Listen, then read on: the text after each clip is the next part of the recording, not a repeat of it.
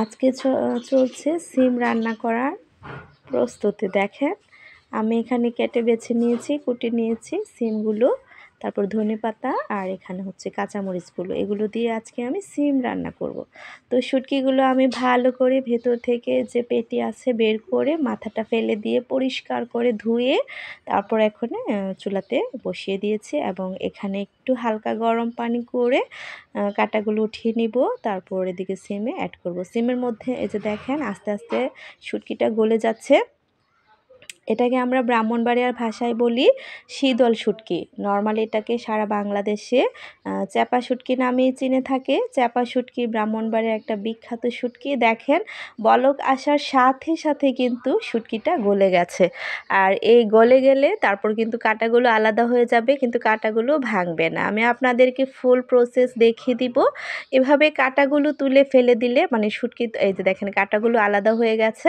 আমি পানিটা কিন্তু শুটকির তরকারির সাথে অ্যাড করে দিয়েছি। শুটকির মানে ঝোলটা যেটা উঠলো সেটা আমি অ্যাড করে দিয়েছি, আর কাঁটাগুলি এখন আমি ফেলে দিব। এখানে আমি একটু থেতু করে রাখা রসুন অ্যাড করেছি। রসুনটা আমি থেতু করে ডিপ ফ্রিজে রেখেছিলাম ফ্রোজেন করে, সেখান থেকে একটু নিয়ে নিয়েছি আর দিয়ে দিচ্ছি লবণ। আর এখানে দেখেন শুটকির পানিটা কিন্তু এখানে আমি অ্যাড করেছি। তো ফুল প্রসেসটাই আপনাদেরকে আমি দেখিয়ে দিব। এভাবে শুটকি তরকারি রান্না করে একদিন খেয়ে দেখবেন, খুবই মজা হয়। তো এখন আমি লবণ দিয়ে দিয়েছি আর দিয়ে দিয়েছি রসুন, আর এখানে মরিচের গুঁড়া, হলুদের গুঁড়া আর ধনিয়ার গুঁড়াটা আমি অ্যাড করেছি। আপনার স্বাদ মতো আপনি মরিচ অ্যাড করতে পারেন, তবে শুটকির তরকারিটা সাধারণত একটু ঝাল হলে ভালো লাগে। এটা আপনার রুচি মতো আপনি অ্যাড করবেন। এখানে আমি অ্যাড করে দিয়েছি। সব কিছু অ্যাড করে এখন ঢেকে রান্না করব কিছুক্ষণ। ঢেকে রান্না করার পর দেখেন কি সুন্দর একটা কালার চলে আসছে। আর এখানে এ পর্যায়ে আমি এখানে 5টির মতো কাঁচামরিচ অ্যাড করে দিয়েছি। আপনারা চাইলে ফালি করে দিতে পারেন, চিড়ে দিতে পারেন। আমি কিন্তু আস্তই দিয়েছি, কারণ আমি এখানে মরিচের গুঁড়াটা একটু বেশি দিয়েছি।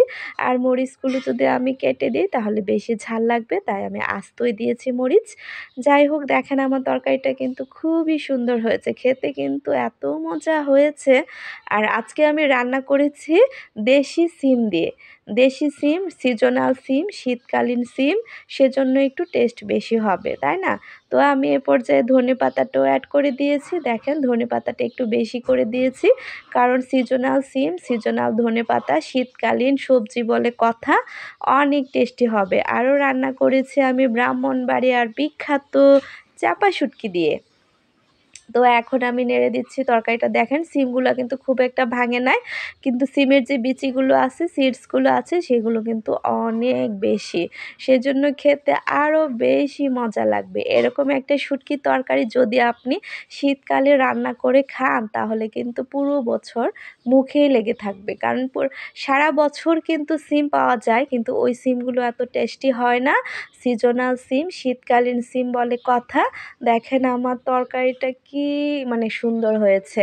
আমি কিন্তু খুব বেশি শুকনা করি নাই, আবার খুব বেশি ঝোলও রাখি নাই। এরকম পর্যায়ে রাখলে কিন্তু তরকারিটা খেতে আরও বেশি টেস্টি হয়। তারপর আমি এখানে একটু বেশি করে রান্না করেছি। এখানে মনে করেন যে আমি জাল দিয়ে দিয়ে শুকিয়ে নিব, তখন কিন্তু আরও বেশি মজা লাগবে। তো 2 পর্যায়ে খেতেই ভালো লাগে। এরকম প্রথম পর্যায়ে একটু হালকা মাখো মাখো ঝোল থাকলে ভাল লাগে। তারপর তরকারিটা শুকিয়ে যখন একদম পুরা পুরা হয়ে যাবে তখন আরও বেশি টেস্টি হবে। তো আমি আপনাদেরকে আমার খাওয়ার পরেই রিভিউ দিচ্ছি। আমি কিন্তু সিমের তরকারিটা রান্না করে অলরেডি খেয়ে ফেলেছি। খুব মজা হয়েছে।